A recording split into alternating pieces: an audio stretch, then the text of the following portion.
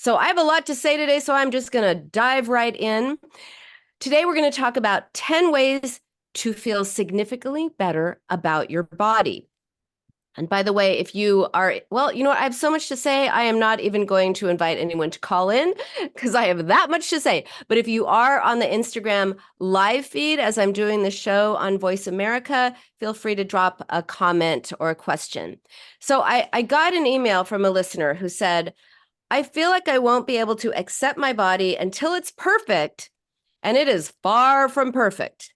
What are your suggestions on how I can feel better about my body while I'm in the process of losing weight?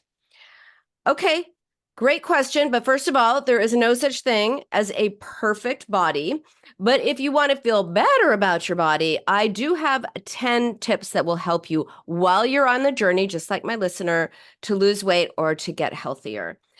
Now, the Buddha says, cherish your body. It is yours this one time only.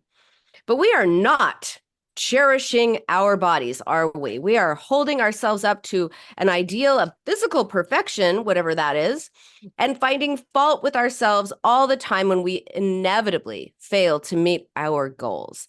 And by the way, this is true of guys as well as women. You have probably heard the saying, it is just as hard to be Ken as it is to be Barbie. So to create a more peaceful and realistic way of relating to ourselves and our bodies, we have to challenge the idea that there's only one way to have a good body. It kind of reminds me of the saying, how do you get a bikini body? You put a bikini on your body. Ha ha ha. But anyway, if you don't feel good about your body, I am not here to tell you, oh, you must accept yourself as you are. That is unrealistic. But what I can give you are some tips on how you can feel better about your body as you are working to create changes. There is nothing wrong in my mind to want to lose weight, of wanting to lose weight. I get a lot of flack for this. How can you, as an eating disorder therapist, tell people it's okay to lose weight? Guess what? It's okay to want to lose weight, but just recognize what are your motivations? Are you losing weight because then you're going to have the life you want? Are you losing weight because then you're going to, like be a different person? In that case, that's unrealistic and we've got to examine that. But if you want to lose weight or get more fit because you're going to be able to wear some cute outfit or feel better in your clothes or just feel better in your body or do things that you want to do, great. Let's do that. There is nothing wrong with that. So the first tip to feel significantly better about the body you have right now as you are potentially working to change it, or if you just want to know how to accept your body more, the first tip is to practice body neutrality. So instead of forcing yourself to love every part of your body, which is what some people feel body positivity is, aim for just a more neutral perspective where your body's appearance is not the focus of your self-worth. Body neutrality is the middle ground between the often unattainable goal of loving every inch of your body. I don't know anybody who loves every inch of their body. I don't think that's realistic, and you don't have to love every inch of your body to accept your body.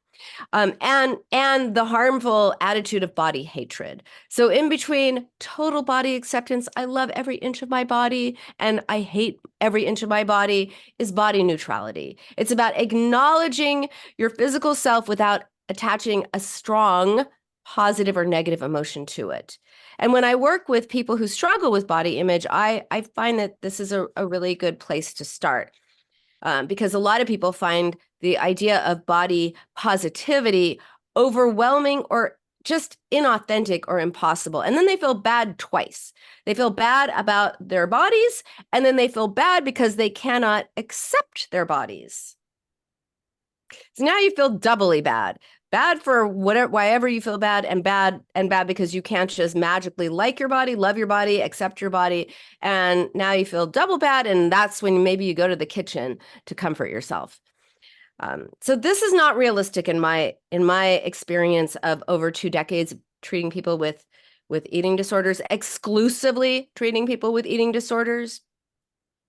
It's just not realistic. So instead of pushing yourself to love parts of your body that you have historically struggled with or hated, body neutrality just encourages you to acknowledge their existence and their function. So instead of forcing yourself to say, I love my stomach, which might feel completely ridiculous, you can say, you know what, my stomach helps me digest the food that nourishes me. And I don't love it, nor do I hate it. And what you're doing is you're switching your focus from appearance to function. So it's a really subtle change in perspective, and it takes you from trying to love your body or, and failing, or just filled with hatred for your body, to just kind of coexisting, neutrality. Because if you're neutral, you're not actively hating yourself, which makes you feel bad, which makes you maybe turn to food for that's emotional eating. Thoughts lead to feelings, lead to behavior. So if you think I hate my body, I hate myself, I'm never going to be good enough until I lose X weight, then you're going to feel terrible. You can't make yourself feel bad and feel good at the same time. So I hate my body, I feel terrible, I'm going to go eat. Instead of that, it's, I feel neutral towards my body. Then you feel neutral. And by the way, imagine you're taking a bath or a shower and you hate being naked because it puts you in touch with your body. Instead of that, how about you just notice the sensation of the water on your skin, or the smell of the soap or whatever you're using. Just stay in the present moment, connect with your body's sensations rather than appearance. The goal is not to never have a negative thought about your body. That is unrealistic. It's about minimizing those negative thoughts and creating space for just neutrality. So it's a way of relating to your body that doesn't involve size, shape, or weight, which can be freeing. At first, it feels stupid. I'll just tell you that. It's like, oh, eye roll. Okay, sure, Dr. Nina. I'm just going to be my stomach is what digests my food. But you know what? The more you do it, the less you're hating your stomach and more just like, how does my stomach feel?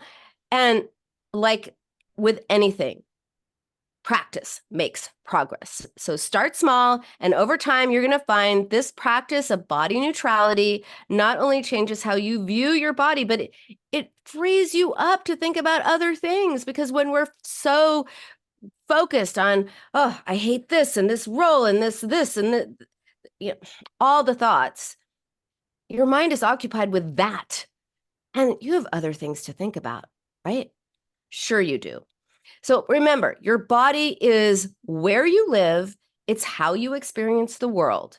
So treat it with neutrality and with respect. And that is an act of self-care. The second tip is to practice mirror work. And that means standing in front of a mirror and finding some part of your body that you like. And standing in front of a mirror might feel uncomfortable or even scary. But stick with me and keep an open mind, because this exercise can be very, very, very helpful. We have this, we look in the mirror and we see what we're looking for. Right? We see the evidence we're looking for. If we're looking for evidence of how we don't like our body, we're going to find it. But if we look for evidence of how we like our bodies and what we like about our physicality, we will find that. And the more you find that, the less you see, literally and figuratively, what you don't like. So stand in front of a mirror, take a deep breath, and really look at yourself. I am not asking you, again, to suddenly love everything you see. That is not realistic. Instead, I want you to find just one part of your body, just one that you appreciate or like. Maybe even love if we're going out on a limb.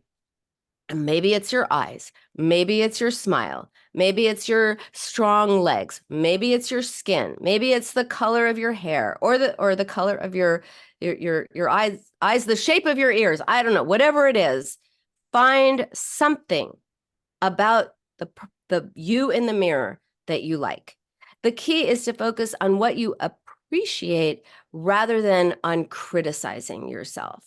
And it is about recognizing the unique aspects of you, your body, because your body is you. We often act as if there's me and my body, and it's me against my body, and you're constantly trying to whip it into shape or deny it its needs or whatever it is.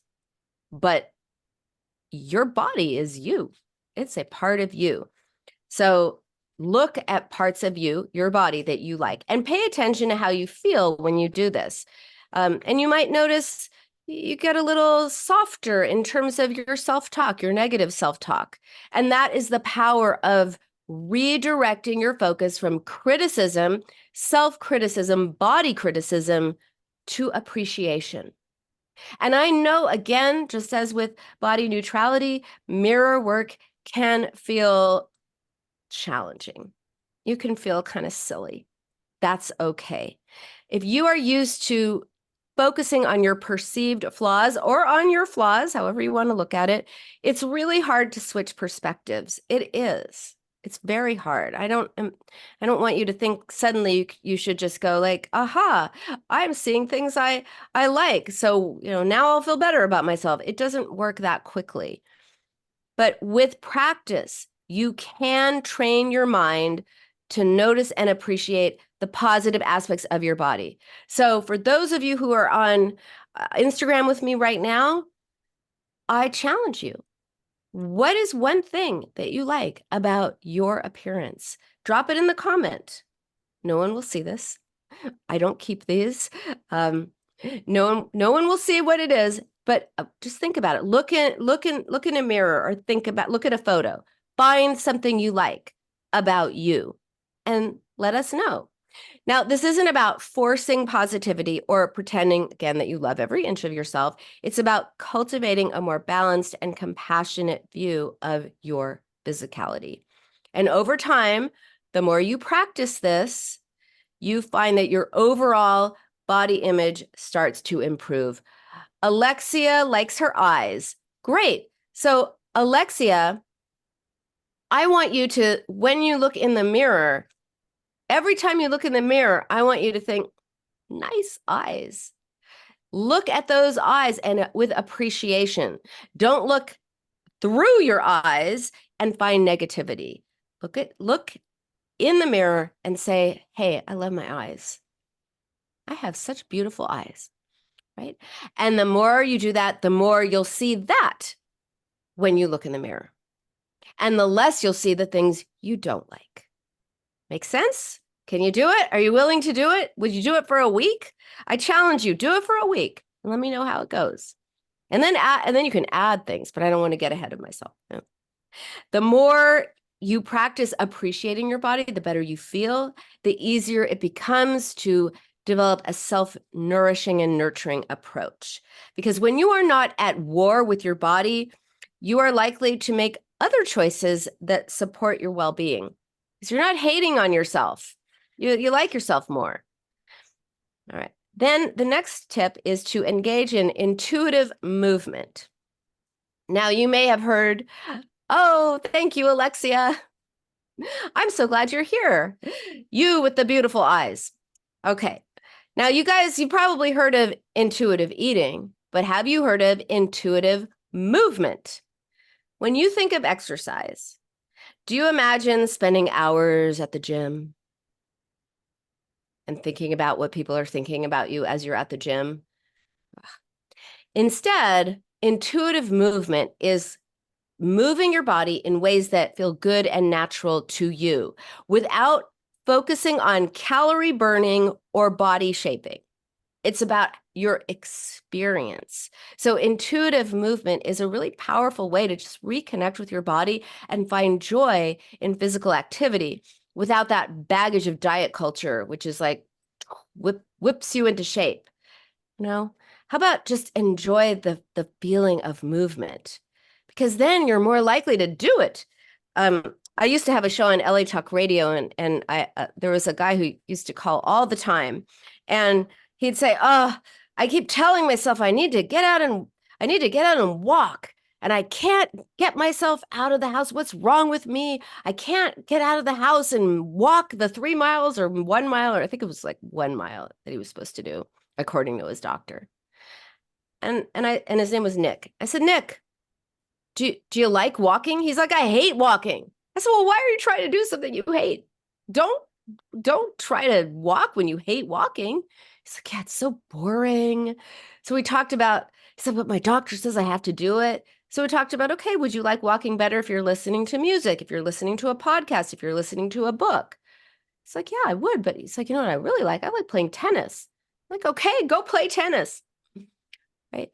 Find something that you like. And then he called me and said, I've been playing tennis every week. I love it. Doctor's happy, I'm happy. The point is, don't think of it as exercise. Think of it as movement, doing something you like. When kids are out running around, they're not going like, oh, we're exercising. Yay for us. Kids are like, we're playing, we're having fun. So how about remember that? Be playful, have fun, or just do something that feels right for your body. And consider your relationship with exercise. Many people have used exercise as a punishment for eating or as a way to earn certain foods. As in, oh my God, I ate the cake. I have to go to the gym. I have to like burn off all those calories, right? Punishment. Or I'm going to go to a party later and I really want to have dessert. So I'm going to go to the gym so I can, make sure that I can have it. As opposed to, uh, I'm just going to go move. I'm going to go move my body. You don't need to burn off calories or earn them for the future. When you have that attitude of earning or punishment, it turns movement into a chore or a source of anxiety or something you have to do because you are bad or because you want to be good, rather than a self-care. It's a form of self-care. Movement is self-care. Notice I'm saying movement and not exercise. So intuitive movement flips the script of you have to do it, slave driving yourself. It's about tuning into your body's natural desire to move and honoring that in whatever way feels right for you. And this could be stretching when you wake up. Maybe you just want to start with stretching. Hi, Mohammed. Great to see you here on Instagram. Or it could be dancing around in your living room, right? Putting on some music, dancing around. Maybe you're alone. Maybe your kids are laughing at you. That's been known to happen in my house. My daughter is like rolling her eyes. I can't believe you, Mom. But anyway, I don't care. I'm dancing. It's fun. Or walking around the block, or like Nick, go play tennis. The key is shift your focus away from external motivators like burning calories and instead tap into your internal cues. How does your body feel when you move in a particular way? What types of movement do you like? What do you enjoy? And experimenting with different things can also be really helpful. So maybe you were really curious about yoga, but you are a bit nervous about going to a yoga class because you imagine a bunch of perfect people in perfect yoga outfits, and then there's you. And if that's too scary, because if that's what you're thinking, you will never go to that yoga class, will you? Or if you do, you'll be so anxious, it'll be horrible. So instead, put on YouTube, try a yoga or a Pilates or a stretching video on YouTube. Do it that way. See how that feels. Or maybe you loved swimming when you were a kid, but you haven't done it in years. Find a pool if you don't have one, go swimming.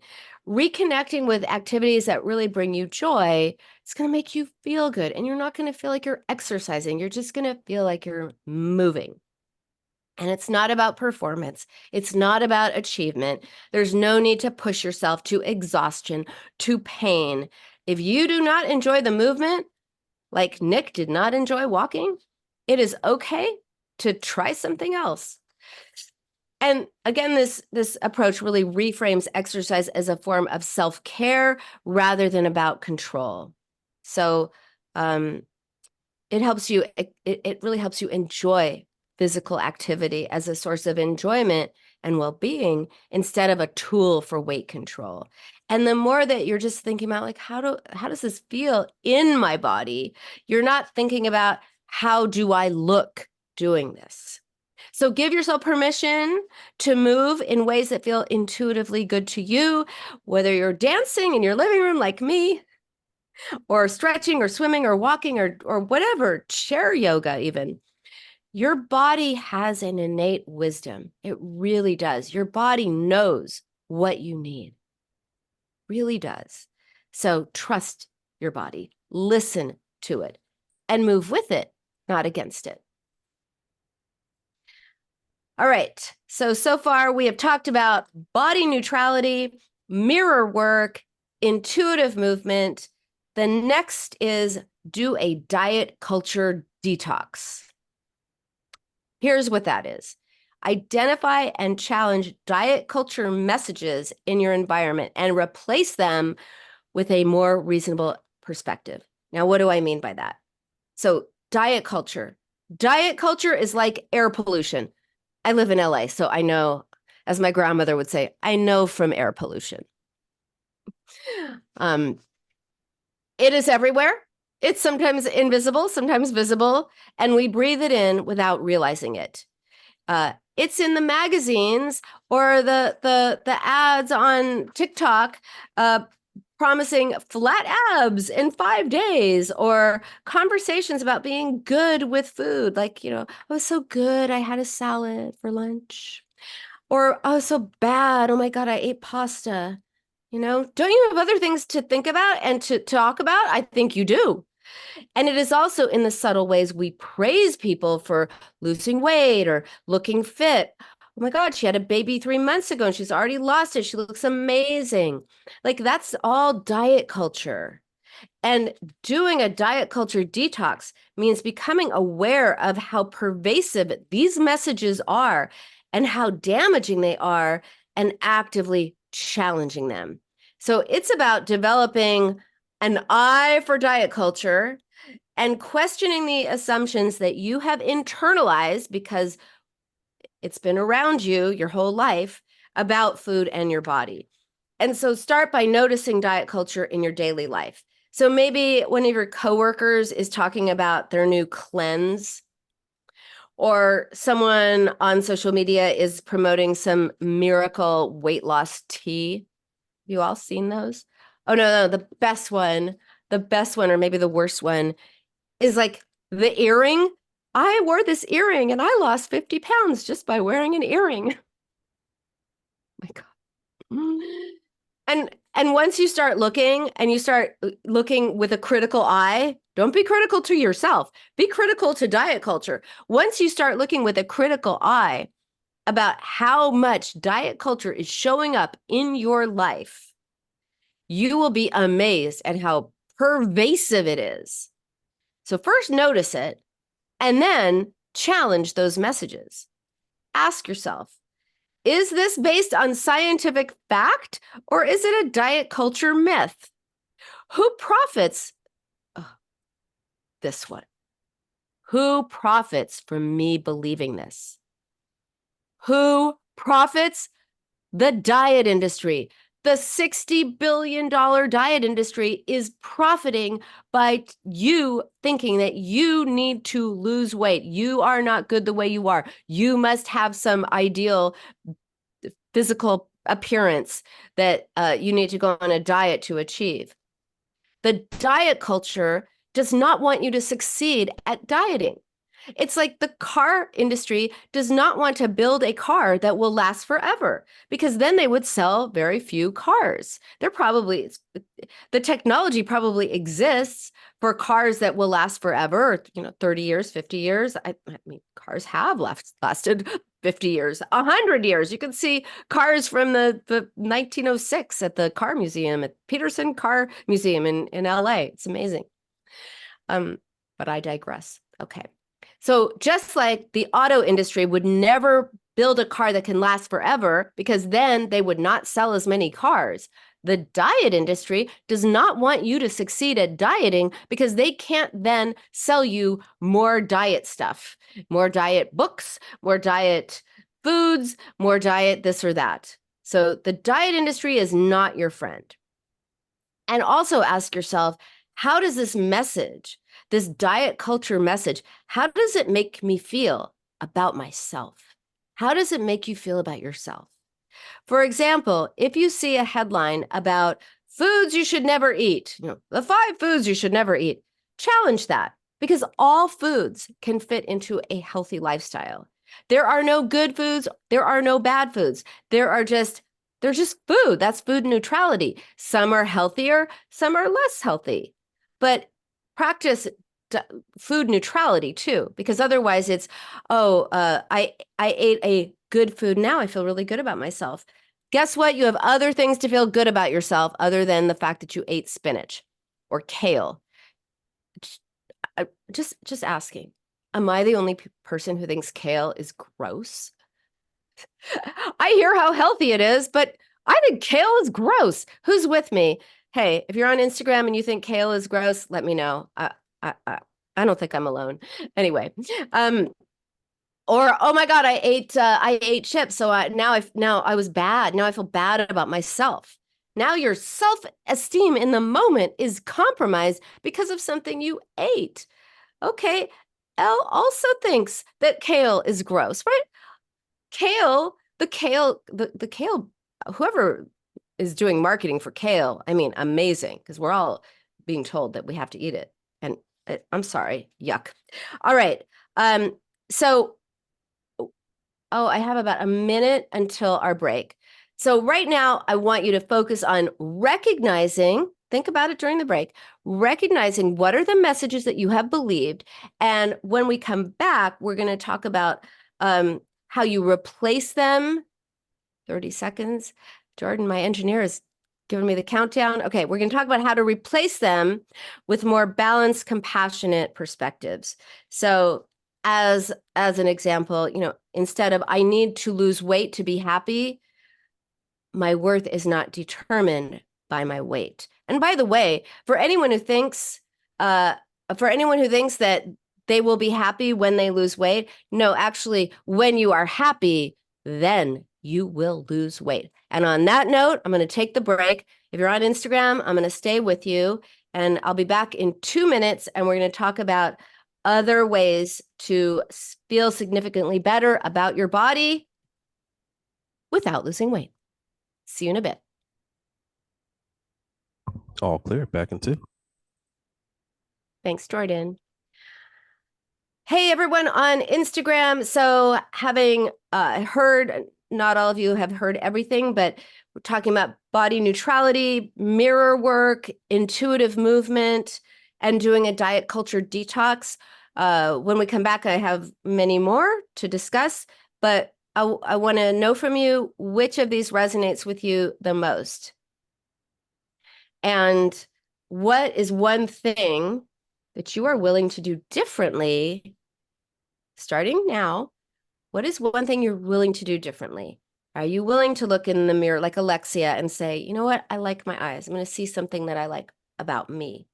Are you willing to think in terms of body neutrality rather than too big or not good enough? Are you willing to practice some intuitive movement or challenge diet culture or all of the above? Even better.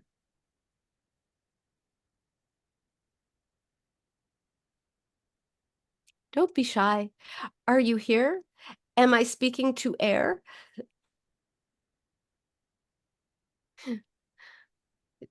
It's just between you and me. This isn't going to get saved anywhere. All of them, Alexia. Yes. Wonderful. And as with anything, practice makes progress. We're really doing a paradigm shift here. You've been indoctrinated. We've all been indoctrinated. Hi, Heather. Great. Love it. Sorry to interrupt. Coming back in 15 seconds. Coming back in 15 seconds. Okay. We've all been indoctrinated with diet culture, and we really have to challenge it and not eat kale. Kale is gross.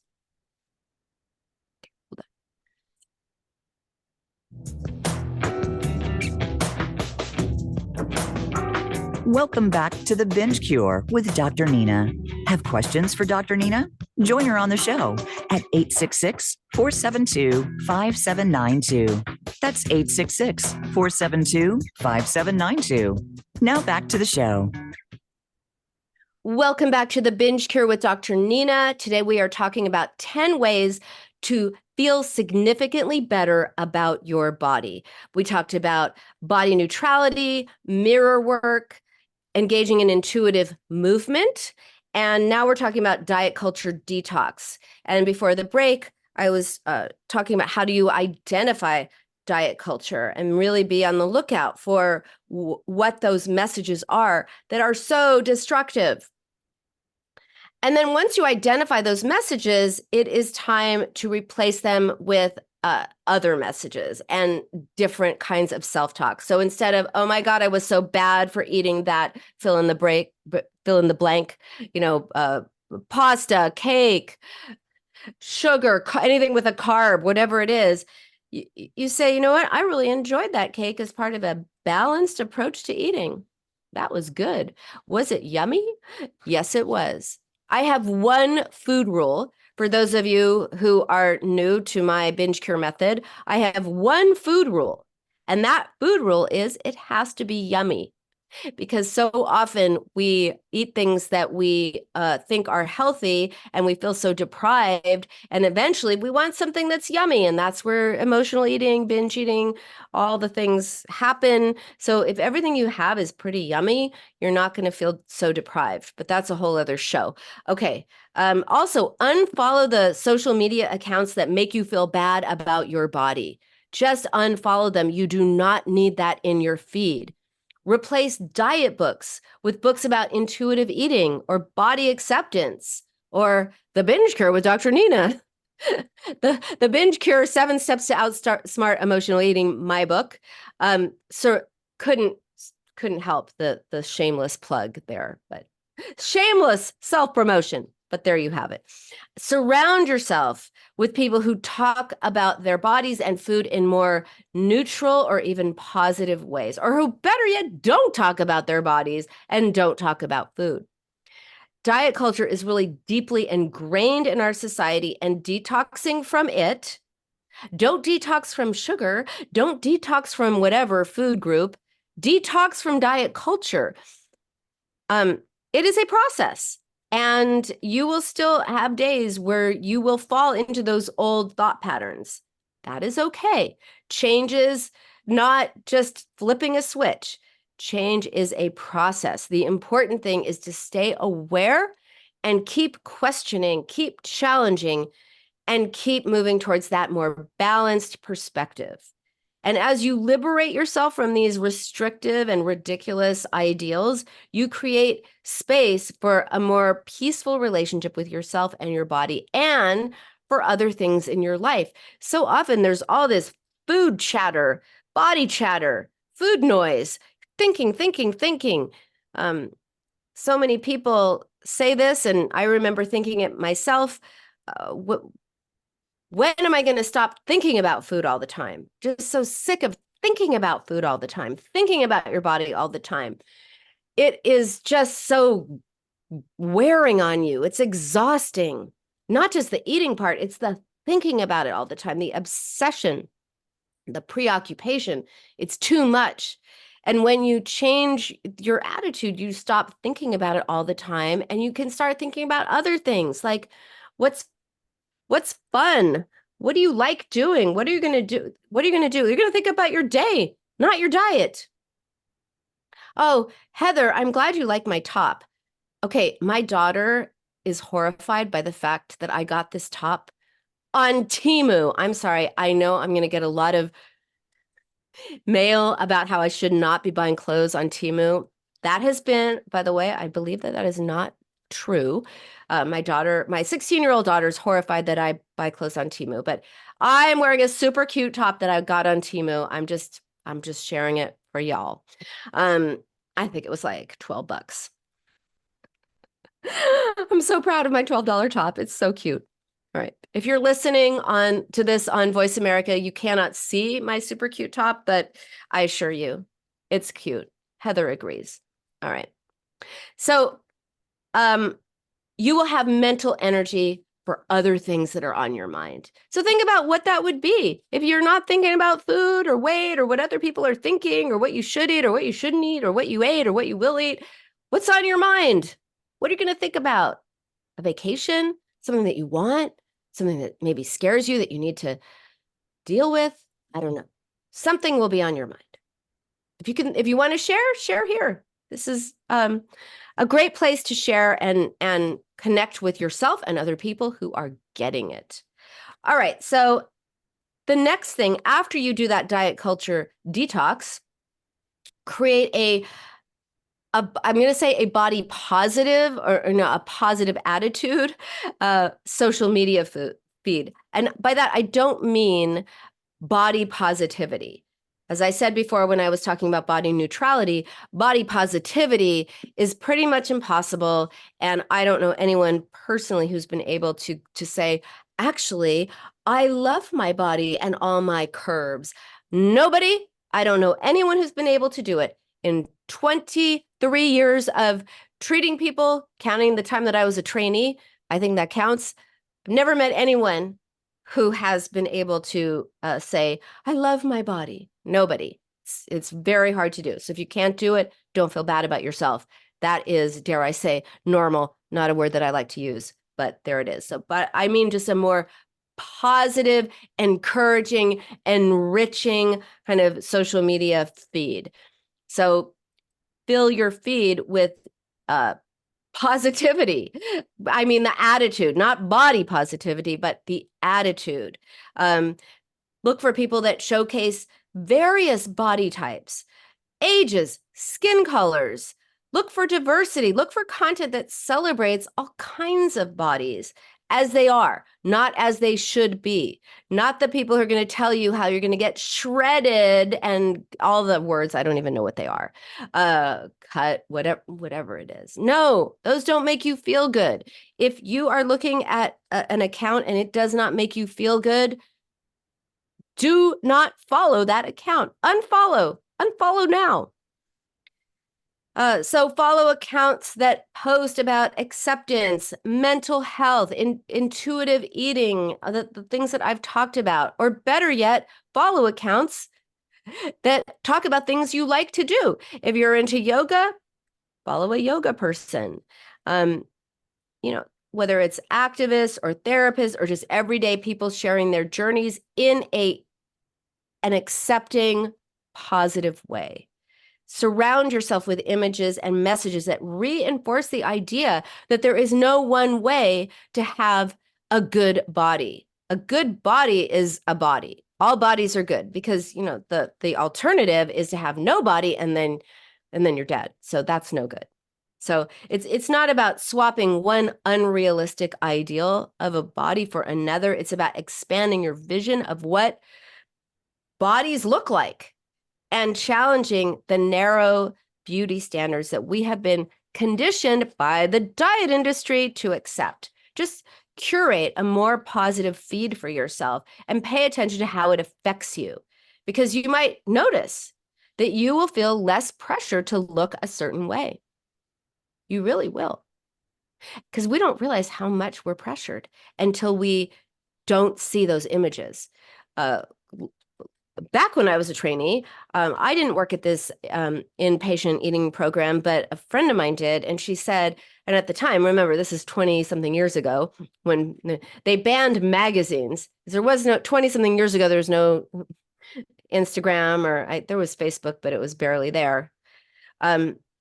So they would ban magazines. They would ban magazines from this inpatient program because they said, when you look at those magazines, you get this really distorted view of what you're supposed to look like. And when people would get out of the program after 30 days, 60 days, even 90 days, they went to the store and they're at the checkout, they would notice how much those images were affecting them. You don't notice it when you're just in it. You notice it when you take yourself away from it. So seeing a variety of bodies in a positive way can help you challenge internalized fat phobia and broaden your understanding of what health and beauty can look like. All right. The next one, going to change things up a little bit. The next tip is to give yourself a hug. Do it. Do it with me. If you have your hands free, give yourself a hug. Did you know that hugging yourself can be a tool for healing? It really can. People struggling with negative body image or binge eating, and usually those go together, often feel very disconnected or at war with their bodies. And the idea of hugging is that you're touching your body. It sends a message to your mind of, hey, you know what? I'm here for you. We are one. I care about you. Just something about physical touch can be extremely healing, and it can be like a somatic, meaning body, form of. Again, it may sound super goofy, but give yourself a hug or place your hand on your heart, right? Place your hand on your heart and just notice the warmth of your hand over your heart. Notice the rise and fall of your breath. And this, just noticing, taking a moment to notice whether you have your hand over your heart or whether you're giving yourself that hug, it can activate your parasympathetic nervous system, which helps you calm anxiety. It reduces stress. And stress and anxiety are common triggers for binge eating. So when you feel that urge to binge, in addition to all the work that I am always talking about here and in my books, when I give talks, I'm always talking about it's not about willpower, it's about why power, recognizing why you're turning to food instead of focusing on what you are eating. That is really important, but it's also, you can also try this. You can just, as you're thinking about that, give yourself that hug. Give yourself a self hug. It just gives you that pause, that moment, that connection with yourself and your body that creates space between the urge to binge and the action. Because wanting to do it is not the same as doing it. And when you touch yourself, there's something about touching your skin, touching your body, getting in touch with your body, that helps you remember that your body deserves kindness and care, no matter what the scale says. And self-hugging is one way of just kind of physically embodying that truth. You are worthy of a gentle, loving touch. You really are. And you can give that to yourself. It may not be the same as getting a hug from someone else, but you know what? If you don't like getting hugs from other people because you're worried that they're feeling your body and having judgmental thoughts, who hasn't been there? Giving yourself a hug, it's not the same as a good hug from someone else, but it's better than nothing. So just start small, hand on your heart for a few seconds every day, move it to a hug, and over time, you're going to just feel more connected to your body self. And by nurturing a more compassionate physical relationship with yourself, you are really cultivating, that healing between you and your body. Quick story. I once, before I dated my husband, before I found my husband, and I've talked about how I went on 104 dates before I met my husband. So I am a dating pro. And then I met my husband. We've been married over 20 years. So, all that dating paid off.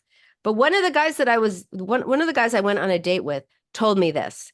He told me, I have such control, he tells me. And then goes on to say that when he has to go to the bathroom, he holds back and he will not give in to his body. This is what he's telling me with great pride. He will not give in to his body until he absolutely has to. And he was just so proud of this. And when I tell the story, people are like, that's the weirdest thing I've ever heard of. What? And yet, don't we all do that? Those of us in diet culture, not me, not anymore. I will not give in to my needs I will not take care of myself. I will not. I am fighting my body. No. Your body is your body. You're not in a fight with it. You're there to nurture your body, to feel connected to your body, not to make it an opponent that you're at war with. So don't do the thing that guy said that he did, because that is not healthy in any way. All right.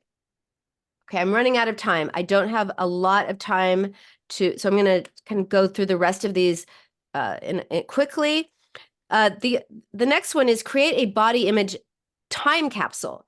So have you ever come across an old photo of yourself, and when it was taken, you looked at it and you were just like, oh my God, cringe. I can't even look at it. I look so horrible. But then when you come across it years later, you look at that photo and you're like, oh, actually, what was I thinking? I look so cute. I wish I looked like that.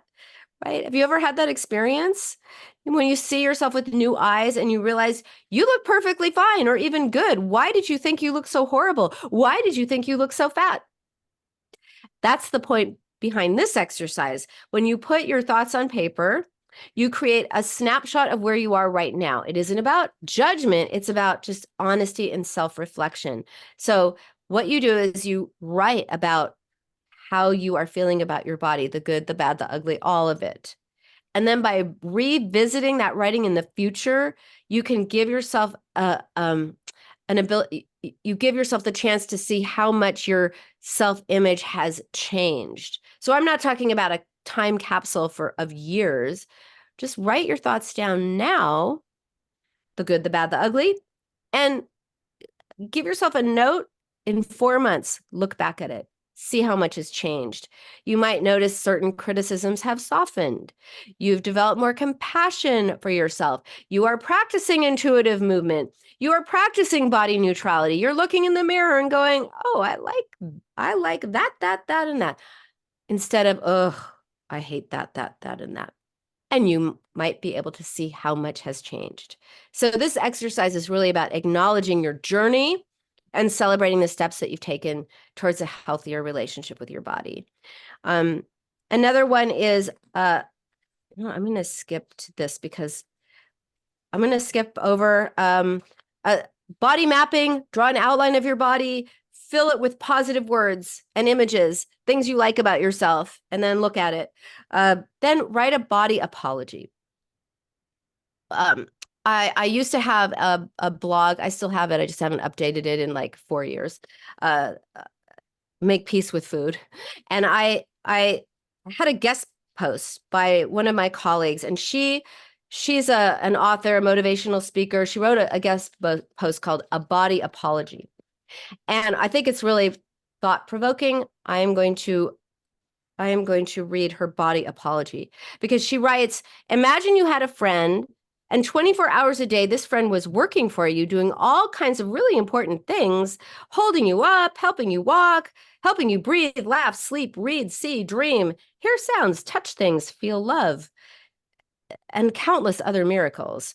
And after all that help and nonstop work, your response was to criticize this friend, call them names, and tell them you don't like them or even that you hate them. Well, this is what many people do to their bodies. Our bodies work 24/7, and thanks to the media, we often do not appreciate our bodies, and we hate our bodies. So here is her body apology. I'm going to just read some of what she wrote. Dear body, I am sorry. I am sorry for ignoring your hunger signals for so many years. I am sorry for making you drink disgusting diet shakes and eat tasteless diet food. I am sorry for stuffing you with excess food and then shaming you when you were only responding to the starvation and self-hate that I was inflicting on you. I am sorry for comparing you to other women and thinking you were supposed to look like them. I am sorry I thought of you as an object to gain approval and attention rather than the amazing miracle you are. I am sorry for hating every freckle, lump, and bump on your skin. I am sorry for stuffing you into clothes that felt too tight and hating you when things no longer fit.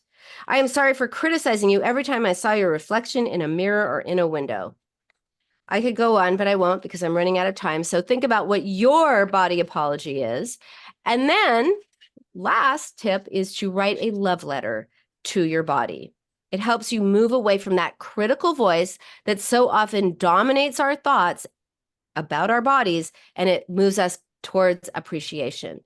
And when I suggest this exercise, most people are very resistant because they are so used to focusing on what they want to change that the idea of expressing love or acceptance of their bodies feels foreign, and they confuse it with, body positivity. So just start addressing your body as you would a friend. Dear body. And then you might consider all the ways that your body supports you, the basics, how, you can breathe without thinking about it, skin that protects you from the outside world, the experiences your body has allowed you to have. Maybe your legs have carried you through beautiful hikes, or your arms have allowed you to hug people, or maybe you've seen beautiful sunsets. You get the idea. And instead of that, of hating yourself, try focusing on what your body has done for you. Instead of a general, like, thank you for letting me see the world, say, thank you for letting me see that beautiful sunset that I saw in Malibu that one time. Thank you, hands, for allowing me to create art or touch my loved ones. Thank you, voice, for helping me express my feelings. This isn't about pretending that everything's perfect and you love everything about you. It's about acknowledging challenges and reality. Dear knee, we've had our struggles with pain, but I appreciate how hard you work to keep me mobile. But boy, I wish you didn't hurt me so often. Whatever it is, the process of this is to get in touch with appreciation for your body, for what it does for you, for what it's allowed you to do and see as you move through this world. And remember, your mind hears everything that you say to your body. So be nice. And that is our show for today. Those are 10 ways to feel significantly better about your body. If you want a deeper dive into this topic and well beyond, please check out my book, The Binge Cure, 7 Steps to Outsmart Emotional Eating, available on Amazon, or for a limited time, you can get it on my website, Dr. Nina Inc., for a 10% discount. And of course, there's also the Binge Cure Journal, which is the accompanying workbook that goes along with the book to help you implement the strategies that I talk about. Thank you so much, everybody. I will see you in 2 weeks because next week is 4th of July. Stay curious, not critical. Bye for now. All clear. Great show. Thank you. Have a great holiday. You as well. All right. Thank you. Bye. Take care.